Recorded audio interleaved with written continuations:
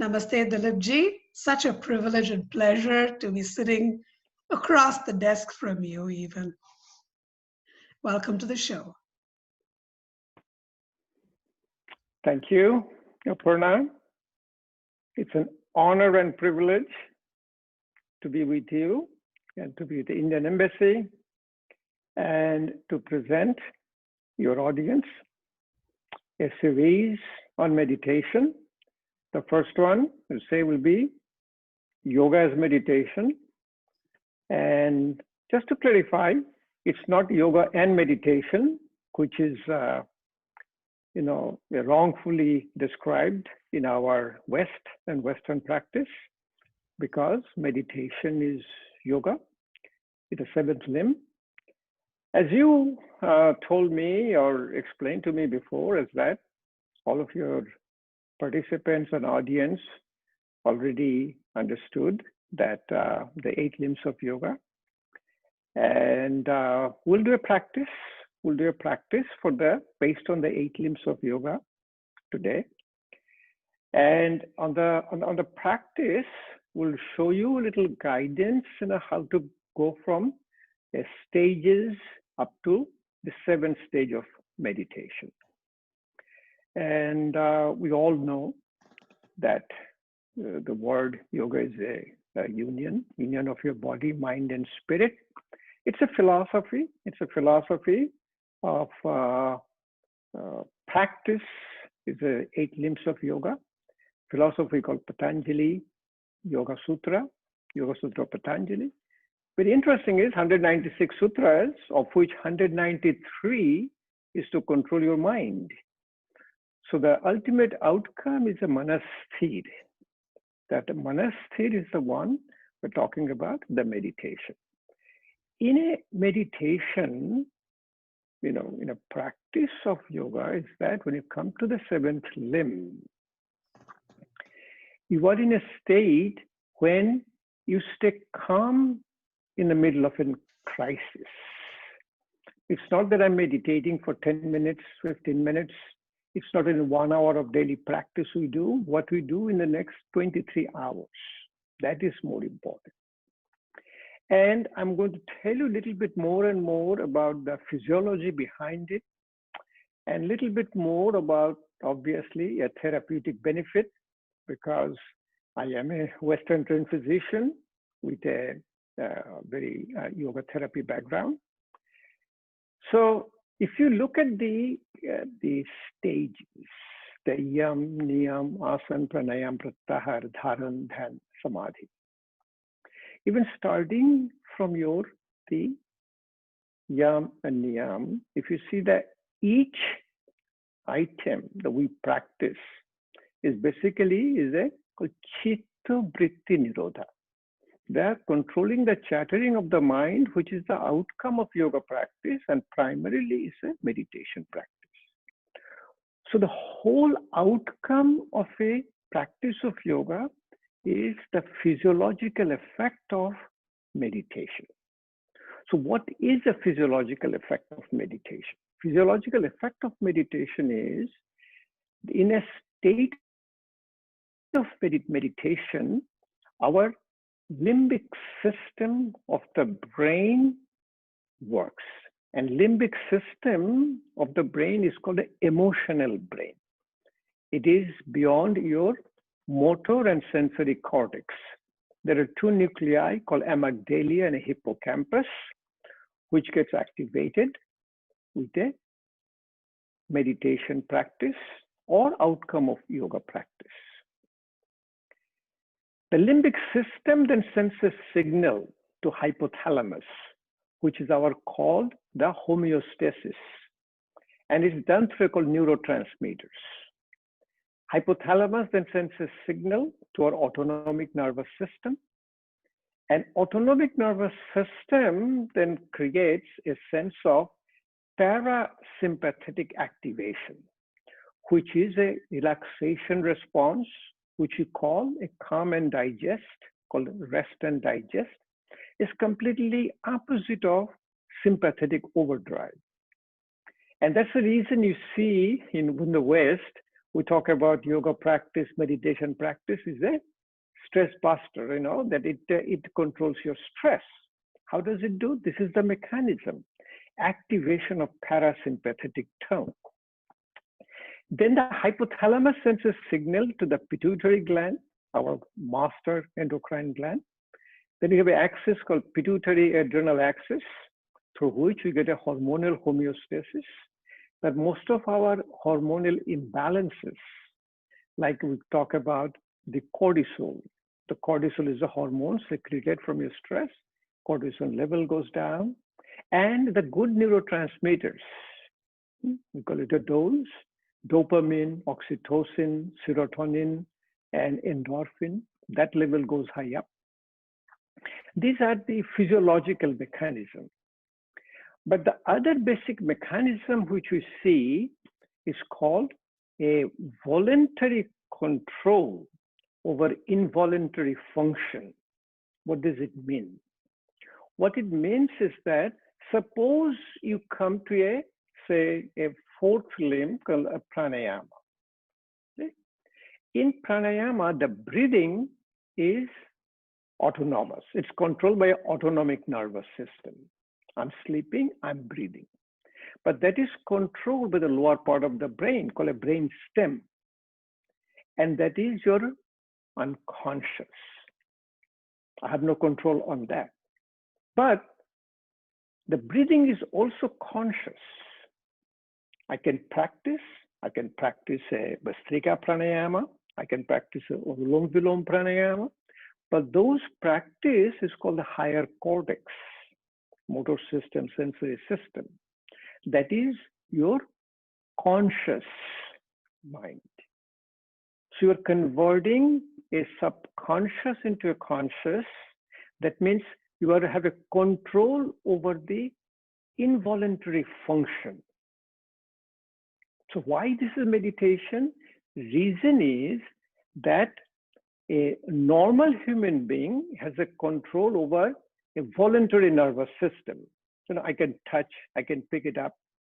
They may have some control over involuntary nervous system. Like I'm looking at a food, my stomach starts to have a secretion. But they have no control over autonomic nervous system. My heart is beating, I'm breathing.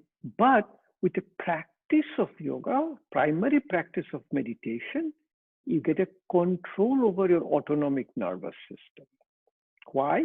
That parasympathetic activation, you are continuing a daily practice. And it is so addictive practice because of the secretion of your neurotransmitters. My dopamine level is up, my serotonin level is up, my gamma aminobutyric acid level is up. So those are the creating a sense in my mind to come down and control our autonomic nervous system. So for your audience, this is a term we use in meditation, is that voluntary control over involuntary function. And that is a primary way a subconscious or unconscious become a conscious. Like people always ask me, what is a consciousness? And I said, it's very simple. Human being is conscious about consciousness, but remain unconscious not to understand the consciousness. So people say, I feel meditation. And a meditation is a beautiful path. Meditation is staying calm and you are vibrantly awake inside. It is not asleep. You're still awake, but you are extremely calm from outside. So coming from, say, Yam and Niyam, if you see that, the 5 yamas, each one has a meditative component.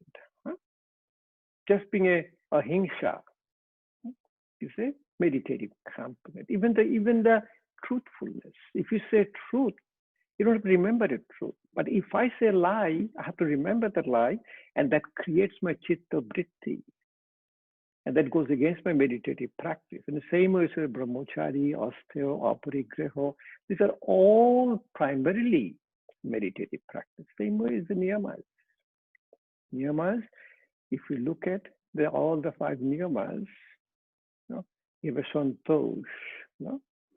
You have a socha, tapa,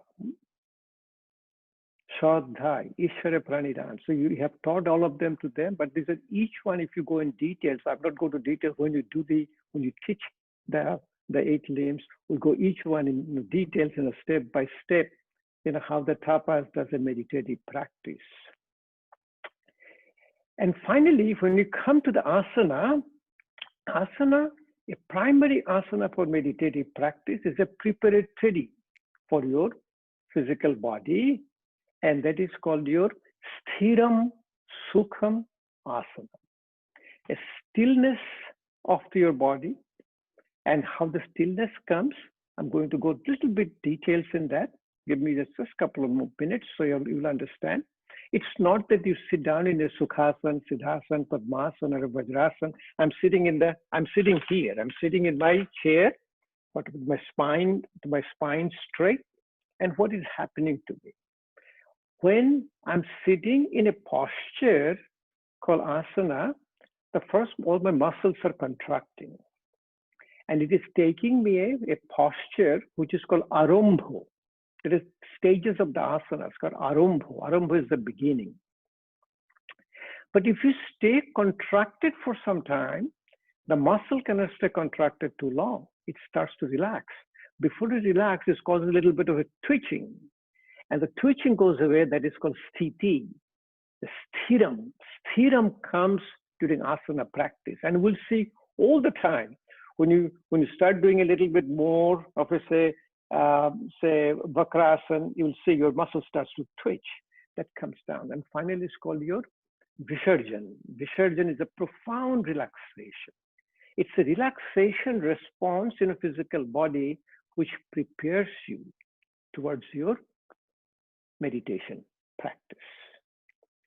Then once you have a relaxation, you will notice that you slowly enter into a pranayama. And then we'll describe the pranayama in our next session. But essentially, pranayama. Prana is in the subtle energy. It keeps us awake, alert, alive. And our breath is the carrier of the prana. Breath is not the prana. You can say electricity. Prana is like electricity. And breath is like an electric cable. Is carrying the prana. And when we do the practice today, we'll do a little bit of, you'll see, called a pranic healing, what the meditation does. So in a pranayama practice, when you have a relaxation of these muscles of respiration, you can see your lung. Lung has about your 6-liter capacity. So 4.5 liter is your vital capacity, but we only breathe 0.5 liter. We'll explain a little bit more on the next session. But what we teach them to do, breathe out first. In all yogic tradition, we do the exhalation first. Because it's a balloon. If you take an inhalation, all the air is sitting in the top, they're not doing anything. That is called your dead space. So breathe out first. You take a deep breath in effortlessly. There should be no effort. And breathe out longer than breathing in. Physiologically, the exhalation is parasympathetic and inhalation is sympathetic. So extending your exhalation, you're also entering into that parasympathetic tone and we're entering into state of meditation. And when your breath becomes effortless, we have a lot of pranayama practices which we'll do in the next session. But then you enter into pratyahara. The word pratyahara, for simple meaning, is that your pratya is a reject, ahara is your intake. What are the intakes? Our intake is through 5 senses. What I see, what I hear, what I smell, taste, and touch. I learn how to control my 5 senses.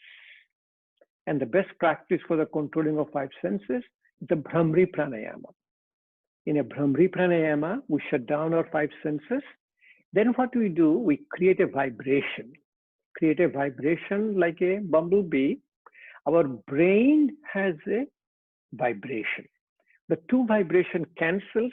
Again, it's a physiological practice. It's called harmonic resonance. In a harmonic resonance, two frequency cancels. When the two frequency cancels, your mind and brain quiets down. So you're entering into that state of your meditation. That leads you to your sixth state, that is your dharana. So what happens in the pratyahara, the fifth limb, that all of your five senses unites with your mind. Now in a dharana, in a focus, and we'll talk about the focus also is the beginning of meditation. Why in dharana, your prana unites with your mind.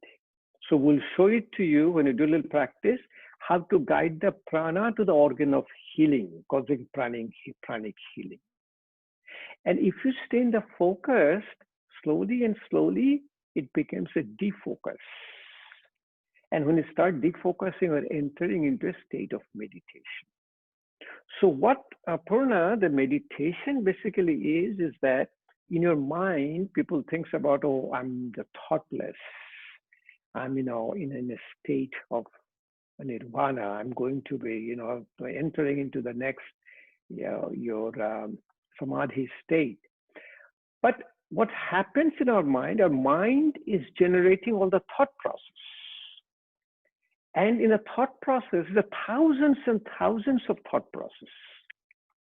But what it is primarily, the most of our thought process are in the past. And many of them in the future, very little in the present. That's what we say, whole yogic practice, yogic dinacharya, which we'll talk about at the end, it brings you to the state of your, the living in present. Even in the present, the thoughts we have, our 95 to 98% thoughts are a repeat thought process. I have to talk to Aparna, I have to talk to her, talk about a little bit. It's continuously chattering by mind, chitta vritti. So in a state of meditation, you enter in between the thought process. It's called a gap. And slowly, you start increasing that gap. So what happens when you start increasing the gap, your thought process are still there, but it's not your repetition doesn't come, agitation doesn't come. We talk about like, if you come to the fifth limb, pratyahara, you can quiet down our mind even for 12 seconds. And interestingly, 12 seconds quieting down at the initially is a lot of time. 12 seconds looks like you're 12 years, In a dharana, I said it's very simple. 12 seconds times 12 times will be your 2 minutes and 24 seconds. When you come to the meditation, slowly and slowly, that becomes again multiplied by 12 times. I said 2 minutes, 24 seconds multiplied by 12. It'll come about almost like 28 minutes, some 48 seconds. So this is not that a long practice you need to do. A daily practice, what we suggest, that 25 minutes of asanas, 25 minutes pranayama, 10 minutes of meditation, 1 hour of practice daily morning. And that sadhana is basically takes you to the state of meditation. So all the outcome of yoga practice is at the level of meditation. And in that meditation, you get all the health benefits, which we'll talk about a little bit more and more on this series. And finally, entering into the samadhi, we have a lot of different samadhis you can talk about, but people like me, I don't know, I have to admit, I'll probably never get into the state of samadhi in my lifetime. But as you know, death in our lifetime is called mahasamadhi. Death is a mahasamadhi. So I'm very calm, quiet. I'm in the state of meditative practice. Staying calm in the middle of crisis. It is not able to sit down, quiet down, close your eyes and paying attention to your breath. It's 104 degrees outside. Your car broke down. Your kid is screaming. But in a meditative state, everything will be fine. pick up the phone, call AAA, they come to, I mean, that is a meditative state, especially now in this coronavirus crisis. The biggest impact we have the coronavirus is that our panic, fear, and anxiety. Any question from you, Aparna, what I said? No, I think you answered a lot of the questions that we had spoken about beautifully. Just to kind of reiterate what I get if I place myself as an audience is yoga is meditation, because oftentimes you hear this pithy statement. But what you explained that was distinctive is that meditative component is there throughout every limb of the Ashtanga. In the yamas, whether it's satya, ahimsa, focusing on a concept, it is meditating on a concept. That's a dharmic concept. When you come into asanas and you come into pranayama, it is when you are in a various postures, it is meditating not just on it in terms of concentration, but the physiology of it is meditative. So it is almost like you are meditating on it, and that creates a meditative experience for you. It's almost like a cyclical pattern. And so I understand very clearly how you've walked through the various limbs coming up to Dharana Dhyana. You touched a little bit on this in terms of the object of concentration, whether it is a concept, whether it is an image, the various kinds of dhyana, samapati, samadhi.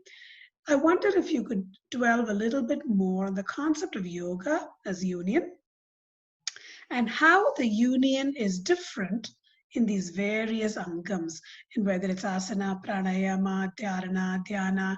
How does that progress? How does a practitioner progress with the meditative aspect in yoga? Yeah. So when you do the practice, you'll see that the focus on your meditation, obviously, is that our mind needs a focus.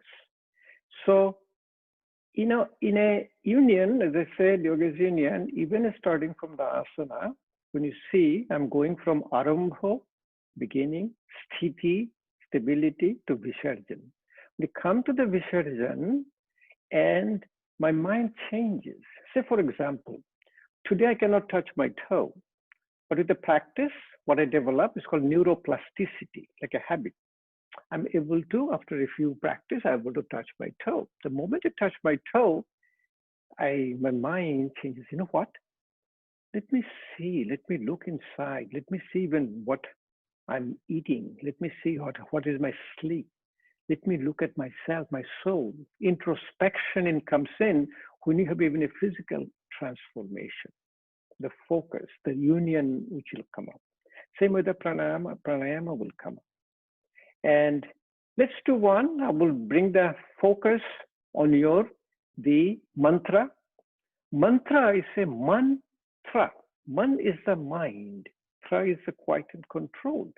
So it's not the wordings. The wordings has a meaning, Om Bhurbhuva Swaha. There is a meaning there, but the way you pronounce Asatoma, Sabgamayo, or Om itself, that the frequency cancels the frequency of your brain or my body. It quiets down. That is an object of your focus. Since the five senses keeps us awake, alert. So my vision is the eye is a direct communication of our brain. Because if you look at the eye, optic nerve goes straight to the brain. Eye represents your mind. You can see. So able to focus with your eyes, closing your eyes, or even doing like a Jyoti Tratak, looking at a flame. That's a meditative practice. Closing your eyes, focusing on, say, I'm sitting in front of ocean and looking at a blue sky. Visual imagery. So let's go ahead, since we have a little short of time, the little practice, because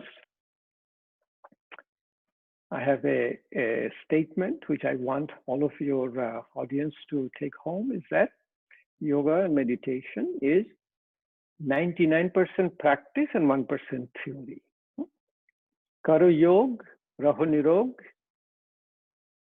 Let's do a little bit of a practice.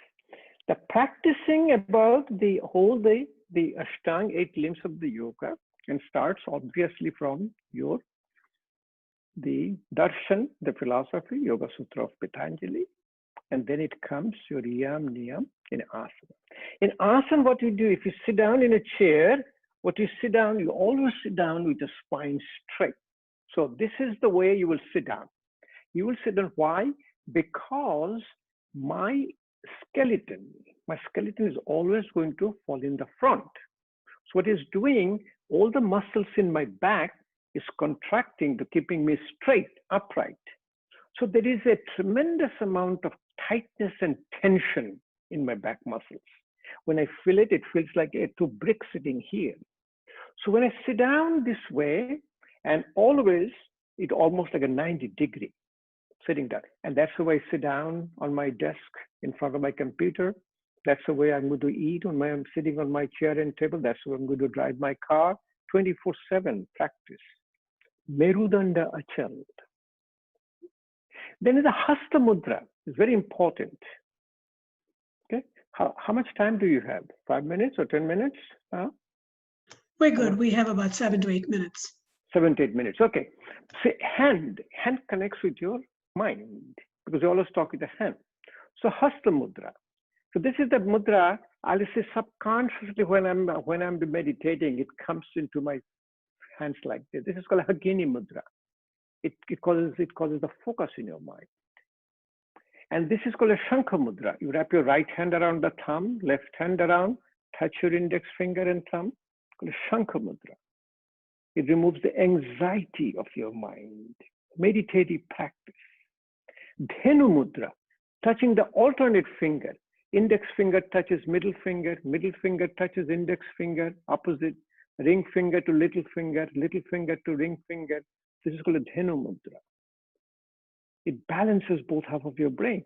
So Hasta Mudra, but one mudra is called Dhanu Mudra or Gyanu Mudra, touching index finger and thumb. This is our meditative practice. We put it just in front of our knees. Then all of our 5 senses keeps us awake, alert. So close your eyes. When you close your eyes, you basically shut down a powerful 5 senses.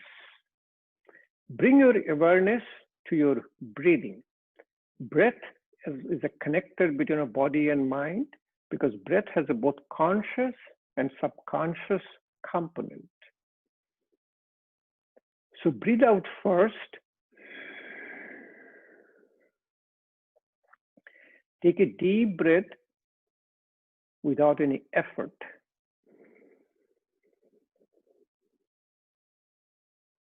And breathe out longer than breathing in.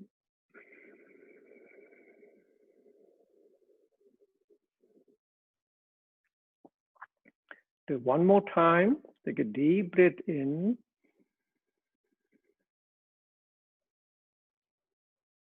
Breathe out longer than breathing in.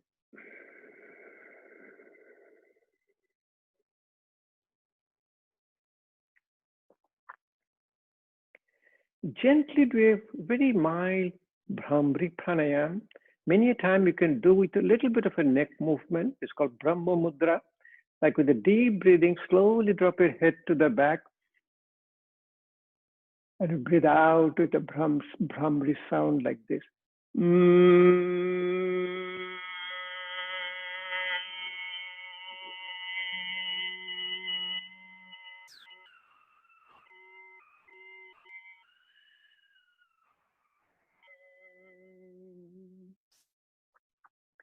On a regular practice, we do this Brahma Mudra. There are 4 postures with this Bhramri Pranayama. Well, let's slowly enter into a meditative practice. We'll be doing the breath-centered meditation. Then we'll do one mantra meditation. Then we'll do a silent meditation. In meditation, you control your five senses, and silence controls your all five senses. Now visualize your breath. Visualize your breath coming in through your nose. Nose is a filter. Nose clears up all the air. It's also like your personal air conditioner. Outside air is warm, it's going to cool it down. If outside is cold, it's going to warm it up. Slowly it goes side of the nostril called turbinate. Then when it goes over the mucosa of your sinuses, it secretes a substance called nitric oxide. Nitric oxide is a powerful vasodilator, activator of parasympathetic tone. Visualize his breath coming behind your throat, upper part of the lung, middle part of the lung, lower part of the lung, almost to the level of your belly button. Hold your breath in a suspension. It's a cable kumbhaka. Slowly visualize breath is coming lower part of the lung, middle part of the lung, upper part of the lung, behind your throat, coming out through your nose. Visualize a pranic healing. Visualize breath is picking up prana. In yogic tradition, prana resides 9 fingers out of your nostril. Breath is bringing the prana through your nostril. And in yogic tradition, our lung is not just breathing only, our whole body does breathing. Our liver is breathing, kidney is breathing, our skin is breathing. So visualize the prana is going to the organ of healing. I had a previous open heart surgery, so I visualize the prana is coming to my heart, causing the healing of my heart. If you have a diabetes, visualize prana is coming through your pancreas, creating and secreting more insulin. If you have a back pain, visualize prana is coming through your back, creating a pranic healing. If you have a joint problem, knee problem, hip problem, visualize the prana is coming to the organ of healing. Slowly and slowly, you will see your breathing gets more effortless. You have a better and better exhalation. You don't even hear the sound of your breathing when you are relaxed, when you have a control of your five senses.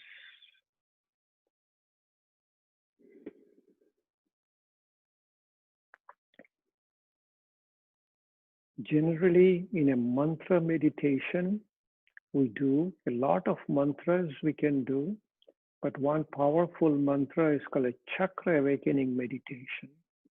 We do that mantras, we'll do it later in our practice, another session, like a lam, vam, ram, yam, hum, sham, om.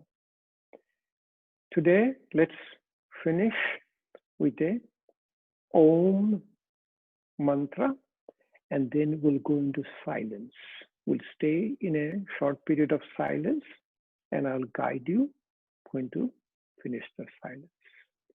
In yogic om, there are 3 components called a, u, ma. A comes from the lower part of the lung. Ma comes from the upper part, middle part of the, u comes from the middle part of the lung. Ma comes from the upper part of the lung. Let's do 3 om pranayam followed by silence. So breathe out first. Take a deep breath in.